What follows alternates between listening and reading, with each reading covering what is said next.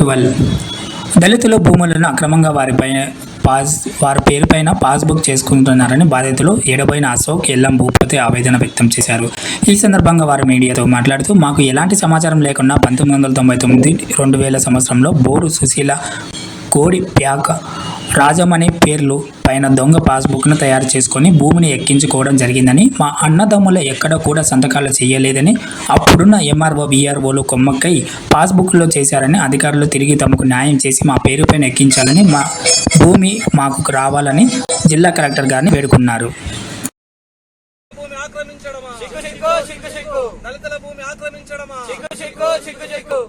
దళితుల భూమిని ఆక్రమించిన వారిపై వెంటనే మా భూమి కావాలి, మా భూమి కావాలి, మా భూమి కావాలి. దళితుల భూమి ఆక్రమించడమా సిగ్గు సిగ్గు సిగ్గు సిగ్గు, దళితుల భూమి ఆక్రమించడమా సిగ్గు సిగ్గు సిగ్గు సిగ్గు.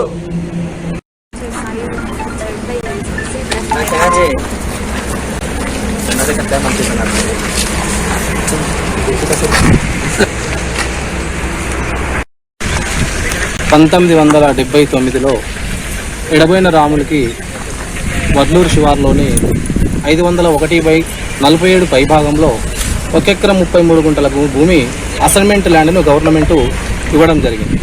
ఆ భూమిని అప్పటి నుంచి ప్రస్తుతం వరకు కూడా ఎడబోయిన ఎల్లయ్య, ఎడబోయిన అశోకు, ఎడబోయిన రాములు, ఈ కుటుంబాలన్నీ కూడా ఈ యొక్క చేనులో పంటలు వేసుకొని పండించుకొని జీవనోపాధి గడిపినటువంటి వారు ప్రస్తుతానికి.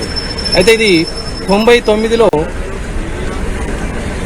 బోర సుశీల, అమర్చంద్ మరియు ప్రకాశం రాజమణి వాళ్ళు దొంగ పాస్బుక్లు తయారు చేయించుకొని ఏదో ఒక వ్యక్తి నాకు అమ్మిండు అని, ఆ వ్యక్తిని అమ్మేటప్పుడైనా ఈ వ్యక్తులు కొనేటప్పుడైనా వాస్తవానికి ఆయన పేరు మీద ఉందా లేదా అని చూసిన తర్వాతే మనం కొంటాం. ఒకటి. రెండో పాయింట్ ఏంటంటే, అసైన్మెంట్ ల్యాండ్ అనేది ఎక్కడ కానీ అమ్మడానికి కొనడానికి చట్టంలోనే లేదు. ఈ మధ్యలో అలాంటి చట్టాలు రావచ్చును, వచ్చినప్పటికీ అది కొనడానికి ఆధారం లేదు, తీసుకోవడానికి ఆధారం లేదు, ఎవరి దగ్గర ఎలాంటి ఎవిడెన్స్ లేదు. కానీ దొంగ పాస్బుక్లు సృష్టించుకొని ఆ ధరణిలో వాళ్ళ పేర్ల పనులు చేయించుకున్నారు. అలా చేయించుకున్నందుకు ఈ మాల సోదరుడు అయినటువంటి మాల సోదరుడు చాలాసార్లు చాలా సంఘాల చుట్టూ, వికలాంగ సంఘాల చుట్టూ చాలా ప్రయత్నం చేసింది. సంఘాలందరూ కూడా మాట్లాడే ప్రయత్నం చేసినాయి. వాళ్ళకు కూడా ఫోన్లు చేసి పిలిపేయడం జరిగింది. వాళ్ళు ఎంఆర్ఓ దగ్గరకు వచ్చిరు.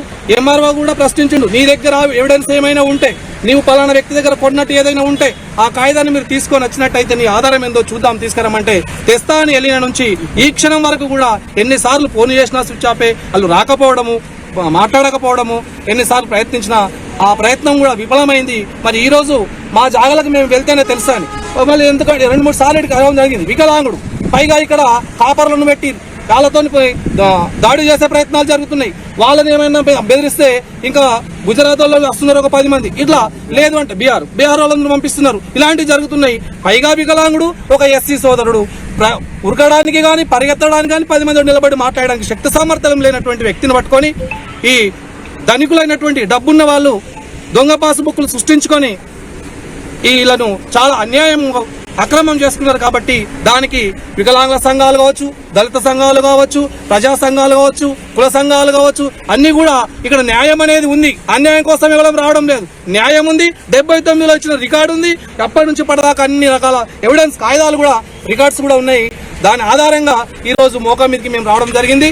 మేమందరం కూడా ఈ దళిత సోదరుడికి న్యాయం జరిగేంత వరకు, ఒక వికలాంగుడికి న్యాయం జరిగేంత వరకు మేము ఇక్కడికే కాదు ఎక్కడికైనా కూడా ఈ యొక్క భూమి తిరిగి మళ్ళీ ఆ ఎడబోయిన ఎల్లయ్య పేరు మీకు వచ్చేంత వరకు కూడా మేము ఎక్కడ కూడా నిక్షేపించకుండా ఆపకుండా ఇది కలెక్టర్ దృష్టికి 2 సార్లు ఇవ్వడం జరిగింది. 7వ నెల ప్రజావాణిలో 2024లో, మొన్న రీసెంట్ లో కూడా ఇవ్వడం జరిగింది. ఆడియోకి ఇవ్వడం జరిగింది. అన్ని భూభారతిలో ఇప్పుడు కొత్తగా గవర్నమెంట్ పెట్టిన స్కీమ్ వచ్చింది కాబట్టి దాంట్లోనైనా న్యాయం జరుగుతుంది అనేటువంటి ఉద్దేశంతో ఈ రోజు అక్కడ భూభారతిలో అప్లికేషన్ చేసుకుంటూ మళ్ళీ ఇక్కడ మోకా మీదకి కూడా రావడం జరిగింది.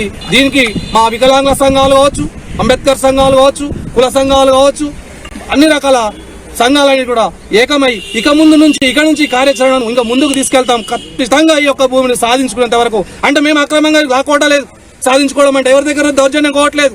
మా భూమిని మాకు అన్యాయం చేసిర్రు, మా సోదరుడికి అన్యాయం జరిగింది, మా జాతి బిడ్డకు అన్యాయం జరిగింది, మా వికలాంగుడికి అన్యాయం జరిగింది. ఏమన్నంటే వికలాంగుడు ఏం బిక్తావు, మాలా మాది వాళ్ళు ఏం బిక్తారా, మీరు 4 పైసలు ఇస్తే పోతారని అలాంటి మాటలు ఫోన్లలో మాట్లాడుతున్నప్పుడు మా స్వయం మేము కూడా విన్నాం. ఈ రోజు మాట్లాడదాం, రేపు మాట్లాడదాం అట్లా చెప్పిండ్రు, కానీ రాలేదు. పెద్దవాళ్ళతో కూడా, చాలా పెద్ద సంఘాలతో, కుల సంఘాలతో కూడా ఫోన్లు చేయించినాం. అన్న మాట్లాడదాం, పలానా రోజు వస్తామంటారు, మళ్ళీ ఫోన్లు స్విచ్ ఆఫ్ పెడతారు. మరి ఎన్ని రోజులు ఇట్లా? ఇప్పటికే లేట్ అవుతున్నదంటే వీరు చేతగాని వాళ్ళు అయిపోయినారు. నడవడానికి కాలు లేదు, వచ్చి కష్టపడదామంటే చేతులు లేని పరిస్థితిలో ఉన్నటువంటి ఈ యొక్క జీవనోపాధి జరగడం కష్టంగా ఉంది. కాబట్టి ఏదో మాకు గవర్నమెంట్ ఆ రోజు అసైన్మెంట్ ల్యాండ్ అనేది ఎస్సీ ఎస్టీలకు ఇస్తారు. అలాంటి అసైన్మెంట్ ల్యాండ్ ని వీళ్ళకి ఏ విధంగా వచ్చింది, ఎవరి దగ్గర తీసుకున్నారు, తీసుకుంటే ఆయన మీద ఎన్ని రోజులు ఉంది, ఆ రికార్డ్ ఏమన్నా ఉంటే తీసుకురమ్మని చెప్పేసి ఎన్నిసార్లు ప్రయత్నించినా. అమర్చంద్, గోర్ సుశీల, రాజమణి, ప్రకాశం ఇద్దరు కలిసి ఒక 36 గుంటల దొంగ పాస్బుక్ తయారు చేపించుకున్న రికార్డుకు లేదు. ఆగిన గుండపకు ఒక్క 30 గుంటలు గవర్నమెంట్ ఇచ్చిందని చెప్పేసి రికార్డుకు లేకుండా దొంగ పాస్బుక్ తయారు చేసుకొని సృష్టించుకొని అలా అమర్చంద్, కోడిపేక రమేష్, మనోజ్ కుమార్, గోర్ సుశీల, రాజమణి అందరూ కలిసి